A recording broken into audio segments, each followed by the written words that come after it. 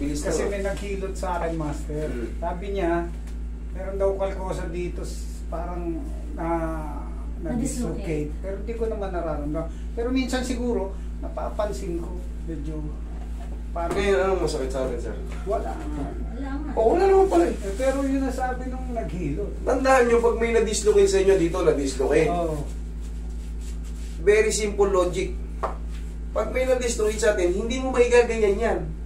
O hindi mo may gaganon. Oo nga. Pero Hindi minsan, mo may sishake.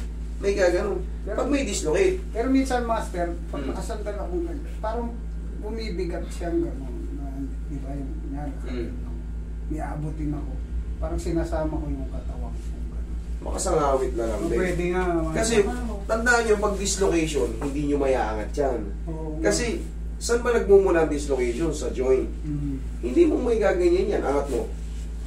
O, kabila. O, anong dislocation dyan? Hindi dislocation yan. Mababa ang ano niya. Kumbaga, mababa ang pagkakaintindi niya sa dislocation. Tandaan nyo, ang dislocation, dislocate nga. Ibig sa Tagalog dislocate. Sa Tagalog, Sana hindi lumihis. ko magagalaw, ano, Master? Yes! Oo nga. Very simple Oo explanation. Hindi mo may gagalaw yung pag nakalihis yan, nakababa itong humerus mo. Pag itinaas mo yan, lulubog yung head. Hindi. Ganyan lang yan. Para kang ano.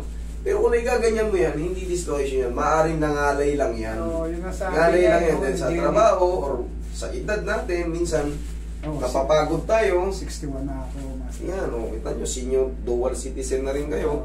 Kahit pa paano, bumibigat na rin yung pakiramdam natin. Minsan tayo mapagod, mas mabilis na tayong maano. Pero yung dislocate, hindi, wala. Hindi pumapasok sa dislocation yan. Tsaka ang dislocate, pag naka-dislocate yan, pag ginanyan kayo, masakit na Sakit agad na. na agad yan. Okay. Relax lang.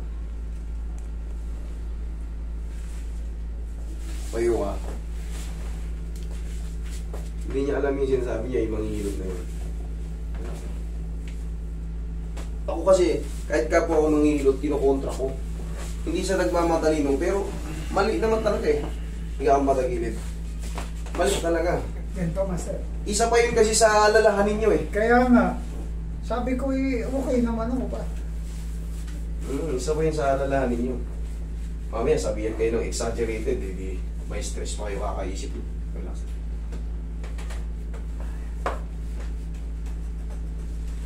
Kabilang side.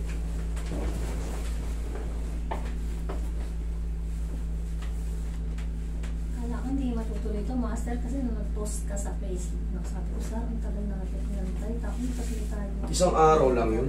Isang araw lang. Eh, meron nag-text nga, nag-text pa Diba? ulit ng sabi. Eh, kung pwede, kailan ako bumalik. Hindi, holiday mo yung Master. Hindi ako nag-uop pag holiday. Maraming ano. Si sir, nakapagpagupit pa pala oh. Eh, sir, naghihintay kami kasi. Ganap kami dyan ng firework. Very good. Oo, may mga ano dyan. Oo nga. Tatawag, pag nandito na kayo, tatawagan namin kayo. Oo nga. Hindi kayo mawawala. Nakakain pa kami din. O yan, makakain pa kayo dyan.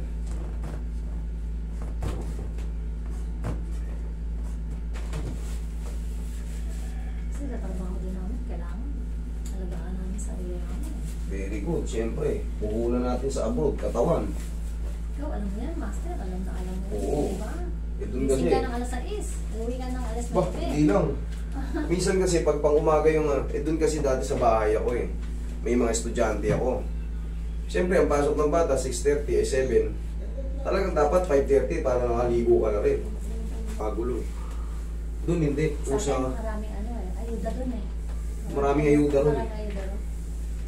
Saka yung mga boss mo ron, di mo huhuto. Napakayaman ng mga boss ko ron. May sweldo kahit din ang trabaho. Oh, wala akong trabaho, masahod. Padala mo sa pamilya mo. Iyaya ka. Ang mahirap lang doon yung paglalabas na kung paano mo ipapadala. Kasi nga, ang ginagawa namin, ginagamit namin yung bank transfer nila. Yung bangko nila. Sa amin naman medyo maluwag ang padala. Sa Italy, di ba totoo ba yun? Yung tinatapon yung pera sa highway? Nangyari ba talaga yun? Hindi. Sino naman tatapon ng pera sa amin? Dahil nga mga di ba sa Italy yun yung ano?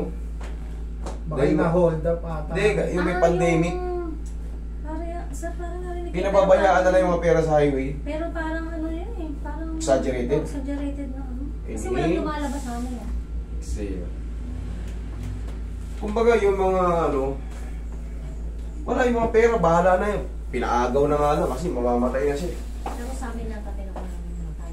Pinatay ka na. Totoo kasi. Hindi, tsaka mababawasan yung Bawas binabayaran pension. ng Bawas pension. pension. Loko Bawas yung mga Italian government din. Eh. Bawas pension.